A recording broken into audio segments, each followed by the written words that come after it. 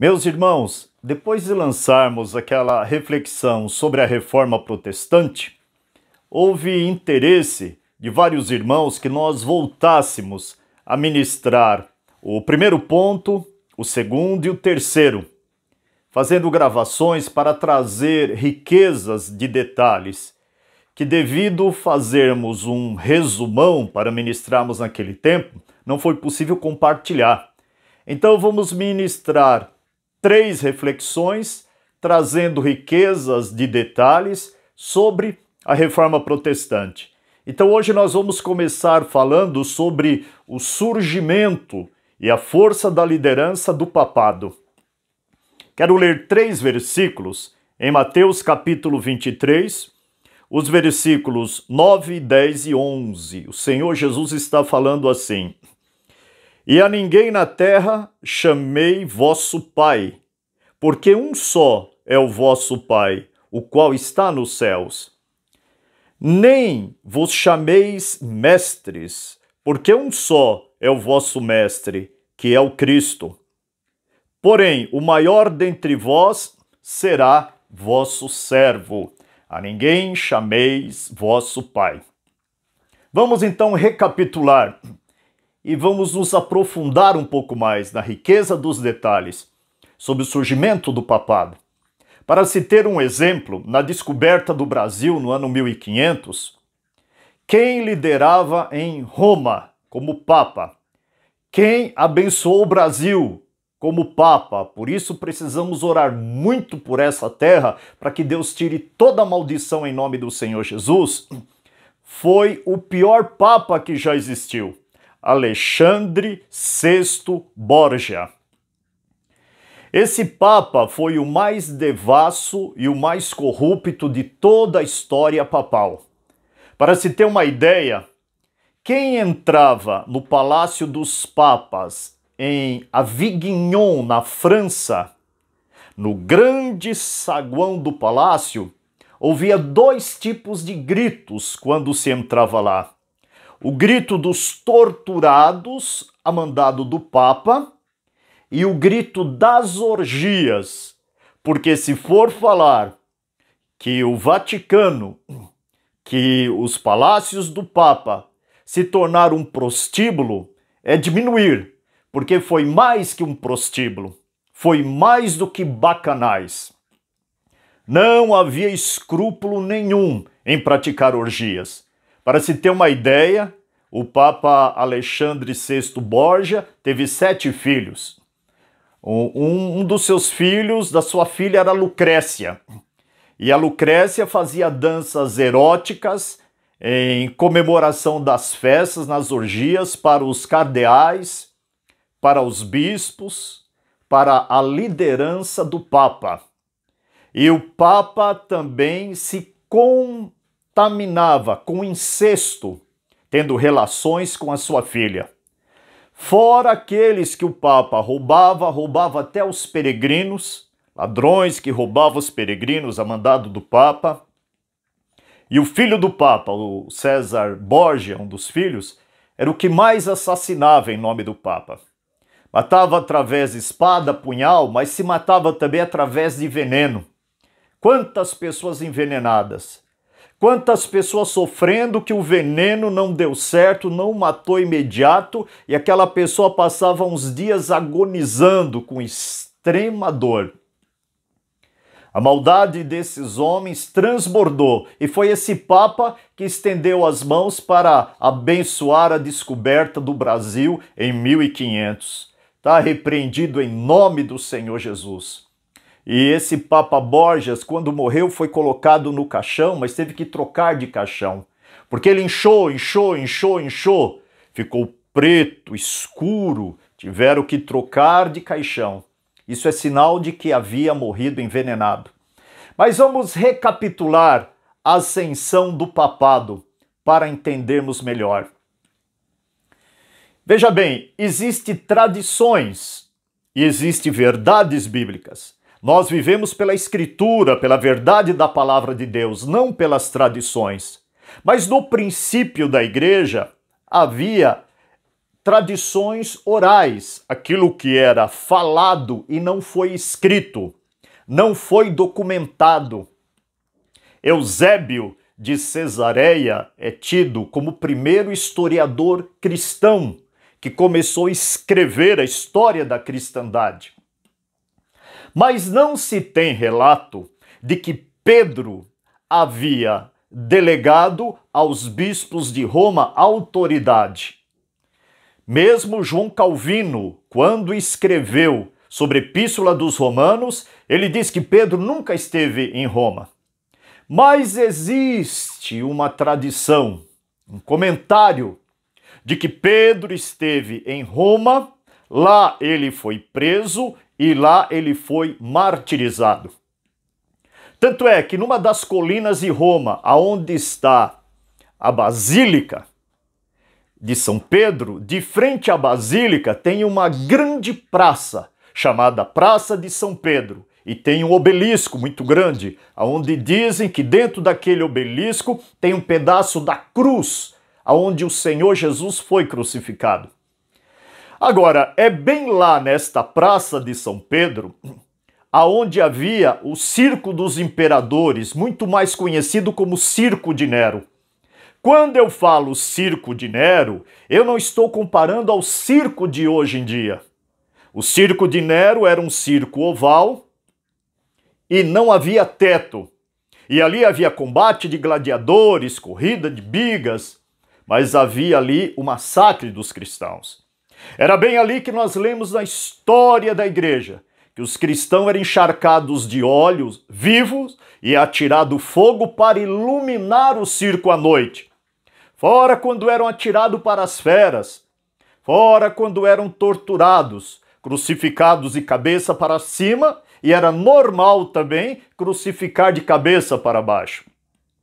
Segundo a tradição, foi bem ali na Praça de São Pedro que o apóstolo Pedro foi sentenciado à morte e, a pedido, foi crucificado de cabeça para baixo. Agora, diz essa tradição oral, não escrita, que ele delegou aos bispos de Roma a autoridade para dar sequência no ministério. Muito bem, mas naqueles dias, os bispos de Roma não eram também os mais eruditos, conhecidos, destacados pelas outras cidades, pelas outras nações.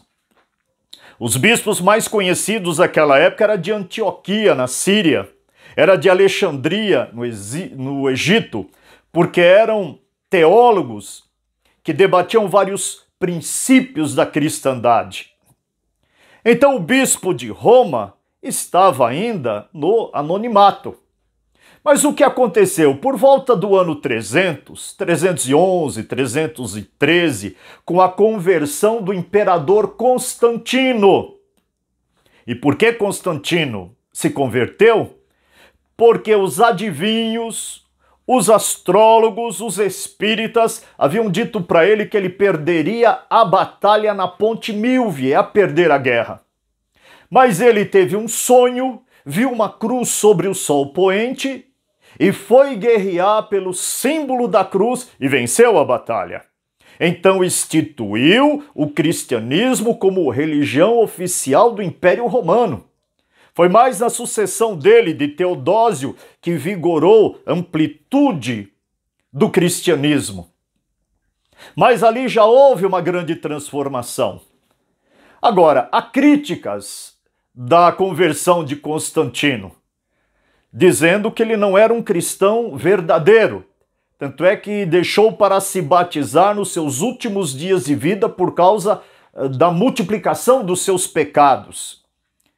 Mas o importante é que com a conversão de Constantino parou-se a matança dos nossos irmãos, parou-se a perseguição, parou-se a mortandade, ainda que ficou escrito que o sangue da igreja era semente de salvação, semente de multiplicação. Historiadores escreveram que quanto mais se morria os cristãos, mais famílias se convertiam ao cristianismo. E o cristianismo crescia de uma tal maneira que se cumpriu o que Jesus falou: edificarei a minha igreja e as portas do inferno não prevalecerão contra ela. Agora, com a ascensão de Constantino sendo cristão, ele também era o líder dessa religião agora. E quem estava ao seu lado para ser visto pelo mundo, para ser aplaudido pelo mundo, para ser honrado? O bispo de Roma. Então aí começa a se levantar a cabeça do bispo de Roma para se ter uma autoridade sobre toda a cristandade. Então foi isso que aconteceu no período de Constantino. Mas eu quero falar mais, frisar bem aqui sobre a Idade Média, a Idade Medieval, que começou no ano 476 da Era Cristã e veio até o ano 1453, em torno de 1000 anos. No ano 450, Roma já estava em ruínas. Roma já estava acabada. O Império Romano caiu no ano 476, mas Roma já estava demolida. Não havia mais palácios, não havia mais, era ruína uma parte do Coliseu, não havia mais o Fórum, não havia mais o Senado. Mas com a queda do Império Romano, o que subsistiu? O que ficou forte e firme? O que foi que não caiu? A igreja cristã estava firme e forte. O Império Romano demoliu-se, caiu, virou cinzas, mas a igreja estava forte em Roma. Mas o que isso quer dizer? Isso quer dizer que, não havendo imperador em Roma, quem era procurado era o bispo, era o líder da igreja. Então ele fazia o papel espiritual e o papel político. Porque não havia mais hospital, não havia mais a polícia para cuidar, não havia alimento para o povo, não havia imperador, não havia delegado, não havia juiz. Coube ao bispo de Roma. Então o primeiro papa aparece por volta do ano 450, que é o Leão Magno. E esse Leão Magno foi um exímio articulador, uma pessoa muito bem dotada de conhecimento para estar liderando e comandando aquele povo. Tanto é que ele dava expediente todos os dias, desde manhã cedo até a hora do almoço, julgando. E havia sanção imperial, não dali, mas de Constantinopla, onde havia o imperador. Tinha apoio. Ele foi o primeiro papa. Ele não era um papa com poder de outros países. Era um papa local. Mas foi ele que já começou a interpretar a Bíblia errada quando Jesus disse: sobre esta pedra edificarei a minha igreja.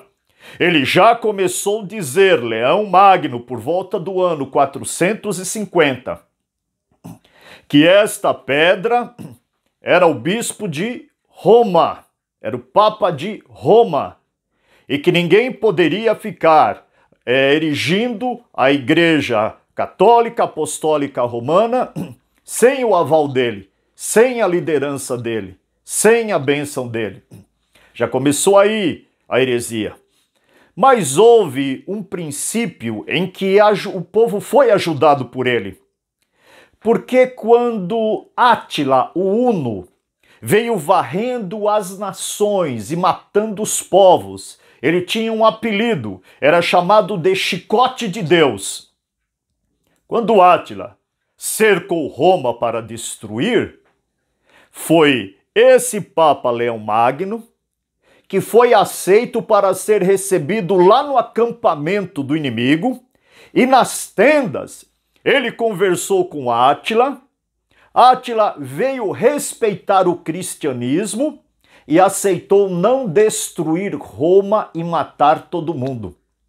Quando Leão Magno voltou com essa resposta, para o povo e Átila pegou o seu exército e foi embora sem atacar, o povo louvou a Deus e glorificou a Deus pela liderança deste Papa, deste bispo Leão Magno. Livrou-se o povo. Mas no ano 455 vieram vândalos também.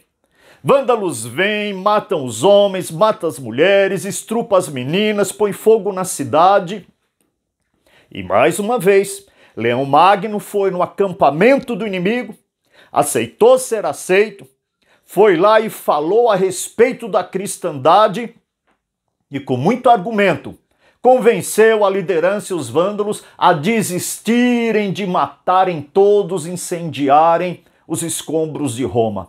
E eles saíram e voltaram. Mais uma vez o povo ficou maravilhado e bendize a Deus por esse bispo, por esse primeiro papa, mas com poder pequeno, poder limitado.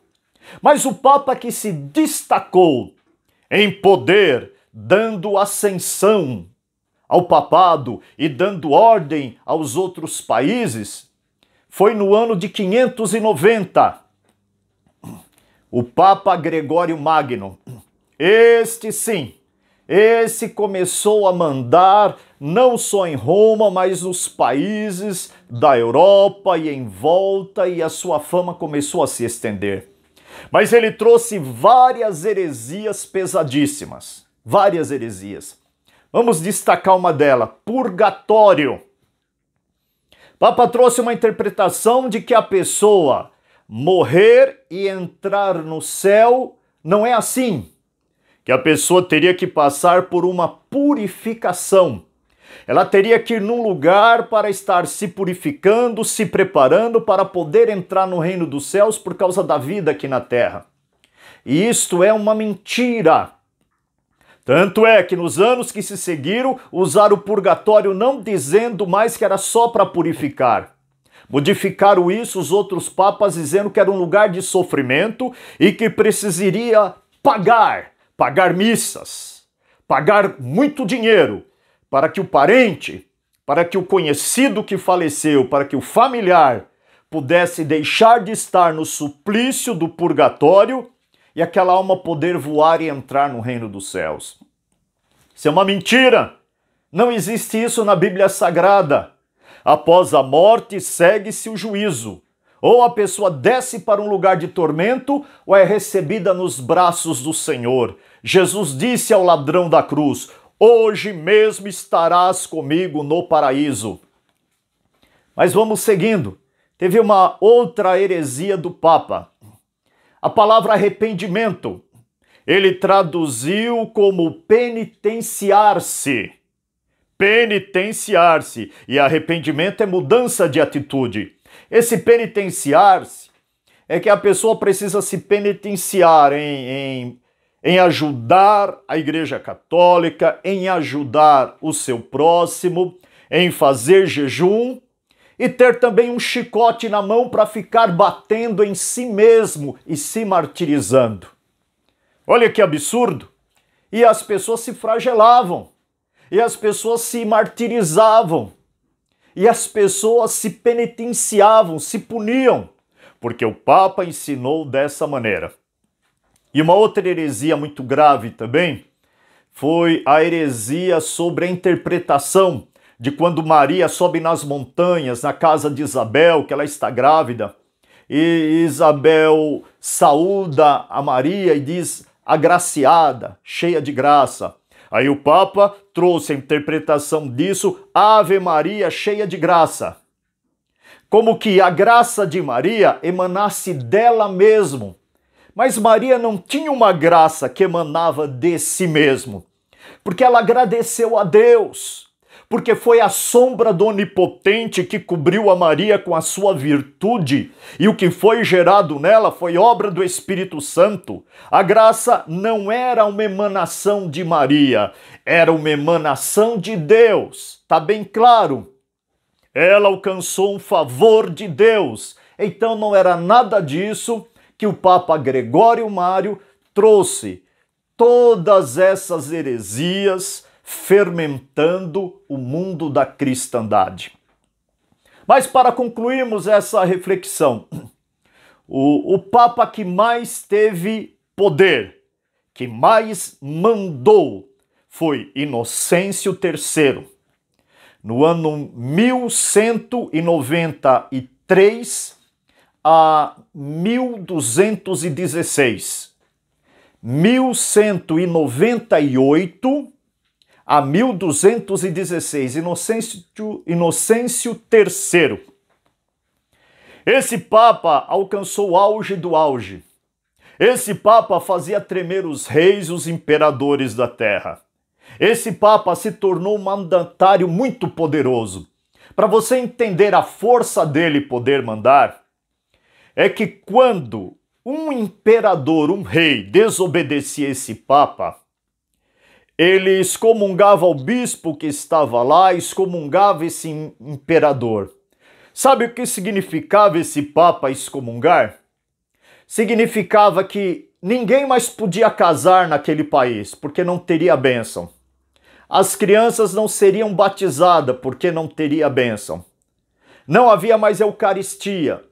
Não podia mais haver a missa.